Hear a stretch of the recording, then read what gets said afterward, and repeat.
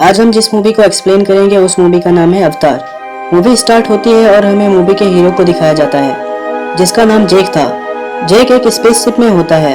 जेक के साथ वहाँ और भी बहुत लोग होते हैं जो एक नई प्लेनेट की ओर जा रहे होते हैं। जेक उस स्पेसशिप में 6 साल से ट्रेवल कर रहा होता है। जेक की दोनों टांगें पैरालाइज होती है।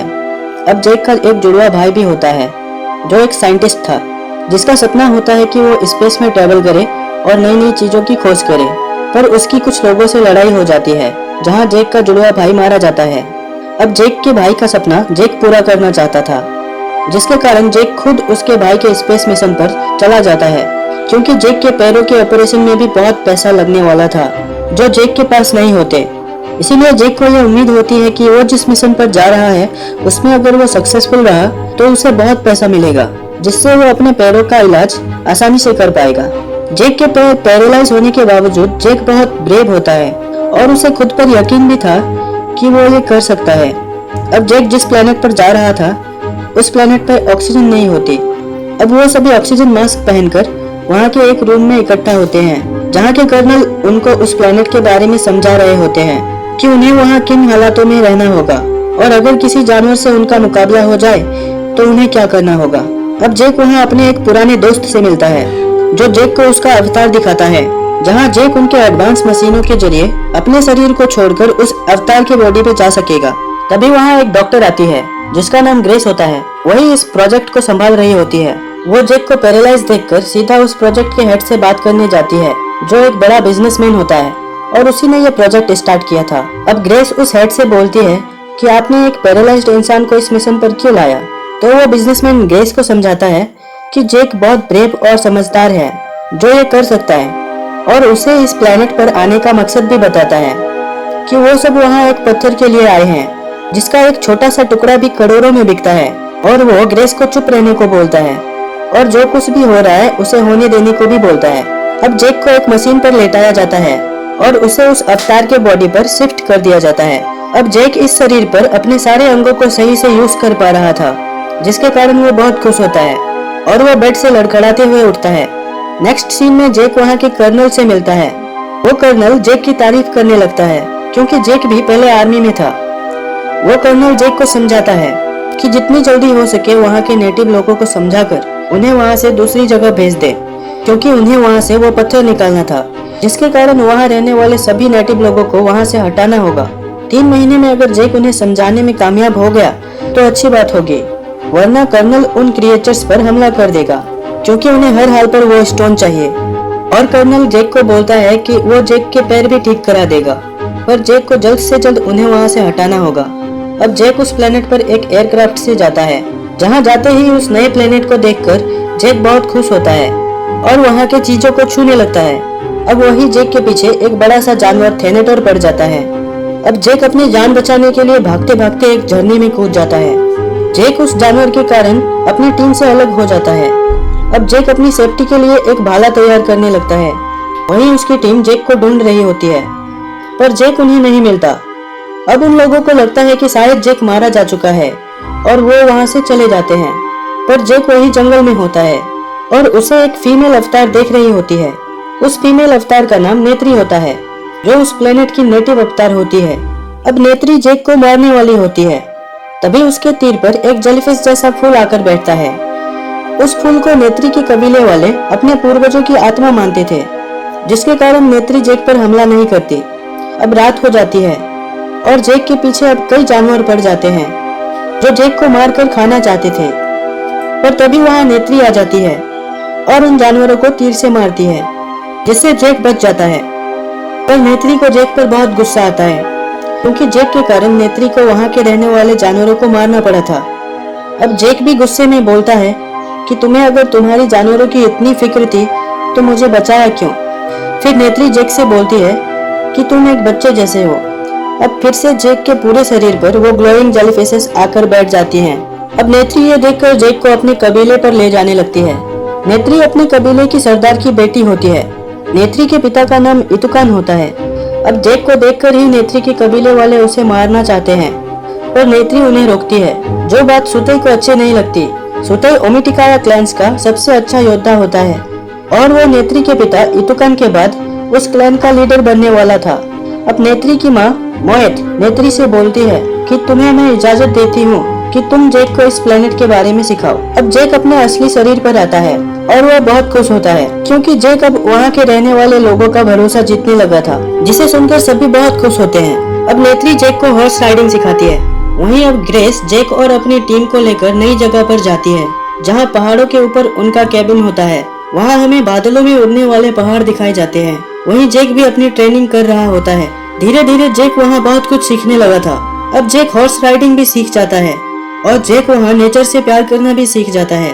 नेत्री एक दिन जेक को एक ऐसी जगह ले जाती है जहाँ उस प्लेनेट के बहुत सारे परिंदे होते हैं जिनका नाम माउंटेन बेंची होता है। नेत्री जेक को माउंटेन बेंची के बारे में बोलती है कि ये परिंदे काफी खतरनाक होते हैं और ये अपनी सवारी खुद चुनते हैं और एक बार उसे चुनने के बाद सारी जिंदगी उसका वफादार बनकर रहते हैं। पर उसे चुनने के समय जेक को काफी सावधान होना होगा, वरना वो माउंटेन बेंची जेक को मार भी सकता है।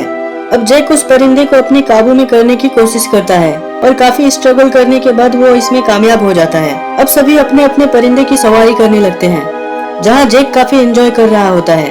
पर अब उनके पीछे एक बड़ा परिंदा पड़ जाता है जिसका नाम लियोनोप्टेरक्स होता है, जो काफी बड़ा और खतरनाक था। पर वो दोनों जैसे तैसे उससे बचने में कामयाब हो जाते हैं। अब नेत्री जेक को ग्रेट लियोनोप्टेरक्स के बारे में बताती है कि उस पर सवारी करना बहुत मुश्किल है।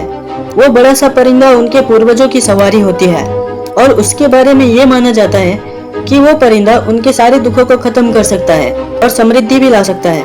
अब 3 महीने होने वाले होते हैं और वो कर्नल जेक को बुलाकर बोलता है कि जो काम जेक को दिया गया है शायद वो उस काम को भूल रहा है। तो जेक उन्हें समझाता है कि वो कुछ नहीं भूला और कल उन लोगों का एक समारोह होगा जहां वो उसे उनके क्लैन में एक्सेप्ट कर लेंगे। अब कर्नल जेक को बोलता है कि वो अगर जल्द ही उन्हें वहां से नहीं हटाएगा तो कर्नल उसे वापस धरती पे भेज देगा।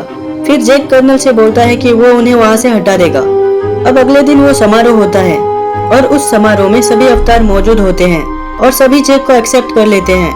अब नेत्री जेक को ईवा के पास ले जाती है। उस प्लेनेट के लोग ईवा को ही अपना भगवान मानते थे और ईवा हमेशा ग्लो किया करती है। अब नेत्री जेक से बोलती है कि वो चाहे तो उसके क्लैन से किसी भी फीमेल अवतार को अपने लिए चुन सकता है। तभी जेक नेत्री से बोलता है कि उसे तो नेत्री ही पसंद है। यह सुनकर नेत्री शर्माने लगती है। वहीं अब कर्नल अपना काम शुरू कर देता है और वो सबसे पहले ईवा के पेड़ों को अपने मशीनों से उखाड़ने लगता है, जिसके कारण नेत्री के क्लैन के लोगों को बहुत गुस्सा आता है और वो सभी उन पर हमला कर देते हैं। जेक भी उन्हें बहुत रोकने की कोशिश करता है पर वो नहीं रुकते। अब सुतई को जेक पर गुस्सा आता है और वो जेक पर हमला कर देता है पर नेत्री जेक को बचा लेती है। अब ग्रेस उस कर्नल को समझाती है कि अगर उन्हें वो स्टोन चाहिए तो वो किसी दूसरी जगह से भी उसे ढूंढ सकते हैं। उस स्टोन के लिए वहाँ के रहने वाले जीवों के घर उजाड़ना तो गलत बात है। अब जेक भी वहाँ आ जाता है और कर्नल से बोलता है कि वो लोग नेचर से बहुत प्यार करते हैं, वो लोग किसी भी हाल में यहाँ से नहीं जाएंगे। तो कर्नल उसे बोलता है ठीक है, वो लोग नहीं हटेंगे तो जंग होगी। जेक और ग्रेस उन्हें काफी समझाने की कोशिश करते हैं पर कर्नल नहीं मानता। अब कर्नल जेक को एक आखिरी मौका देता है कि वो अपने अवतार में वापस जाकर उन लोगों से डील करे। अब जेक बिना टाइम वेस्ट किए फिर से उसके अवतार में जाता है और उस क्लैन के लोगों के पास जाकर सारी सच्चाई बता देता है कि वो लोग किस मकसद से यहाँ आए हैं। अब नेत्री उसकी बातें सुनकर बहुत दुखी होती है और जेक पर गुस्सा करने लगती है और बोलती है कि तुमने मुझे धोखा दिया है, तुम सब अब तक ड्रामा कर रहे थे। अब सारे क्लैन के लोग जेक और ग्रेस को बंदी बना लेते हैं और उन्हें बांध देते हैं। तभी वहाँ वो कर्नल अपनी पूरी फौज लेकर आ जाता है। जेक कर्नल को मना करता है पर वो जेक की नहीं सुनता। अब उस क्लैन के सारे लोग उन पर अपने तीरों से हमला कर देते हैं पर कर्नल के एडवांस वेपन्स के सामने वो कुछ नहीं कर पाते और कर्नल उन पर अपने मिसाइल से अटैक कर देता है। सभी अवतार डर जाते हैं। तभी मोएट जेक के पास आती है और जेक के हाथों को खोलकर उससे मदद मांगती है। पर अब तक कर्नल उनके पवित्र पेड़ को गिरा चुका था जहां उस क्लैन के लोग रहा करते थे। अब वो सभी इंसानों से बहुत गुस्सा थे क्योंकि इस लड़ाई में इस क्लैन के लीडर इतुकान की मौत हो गई थी। अब उस प्रोजेक्ट का हेड जेक और ग्रेस को अरेस्ट करवा देता है और उन्हें एक सेल में बंद कर देता है। पर तभी वहाँ उनके टीम की पायलट ट्रूडी वहाँ आ जाती है और उन्हें वहाँ से छुड़ाती है। पर वहाँ से भागते समय कर्नल उन पर गोलियां चलाने लगता है जो ग्रेस को लग जाती है। अब जेक फिर से अपने अवतार में आता है दूसरी ओर सभी कबीले के लोग ईवा के पास होते हैं। तभी वहाँ जेक उस बड़े से परिंदे लेओरप्टेरक्स की सवारी करते हुए आता है, जिस पर नेत्री के पूर्वजों ने सवारी की थी। अब उनकी ये मान्यता होती है कि जो उस परिंदे की सवारी करेगा वो सभी के दुखों को दूर कर सकेगा और समृद्धि भी लाएगा। तभी जेक को देखकर चौंक जाते हैं और खुश भी होते हैं, क्योंकि जेक उनकी मदद करने लौट आया था। अब जेक मोहित से बोलता है कि ग्रेस को गोली लगी है, उसे बचाने का कोई तरीका है? तो मोहित उसे बोलती है कि हाँ, अगर वो अपने शरीर से अवतार के शरीर पर आ जाए तो उसकी जान बच सकती है, पर उनके कोशिश करने के बावजूद वो ग्रेस को नहीं बचा पाते। अब जैक उस क्लैन के लोगों से बोलता है कि वो कर्नल के खिलाफ लड़ेगा, तो सभी उसका साथ देने के लिए तैयार हो जाते हैं। अब उनके पास बहुत तादाद होती है, पर कर्नल के पास भी बड़े जहाज और एडवांस वेपन्स होते हैं, और दूसरी ओर नेत्री के कबीले के लोगों के पास सिर्फ तीर कमान होते हैं। फिर भी जैक उन बातों की ओर ध्यान नहीं देता और उनसे लड़ने की स्ट्रेटेजी तैयार करने लगता है। अब जैक ईवा के पास जाता है और ईवा से बोलता है कि कर्नल उनके प्लेनेट को तबाह कर देगा, तो वो भी इस लड़ाई में जैक का साथ दे। अब कर्नल अपनी पूरी आर्मी के साथ सभी को मारने के लिए निकल जाता है और उनसे लड़ने के लिए सभी अपने घोड़े और परिंदों पर तैयार होते हैं।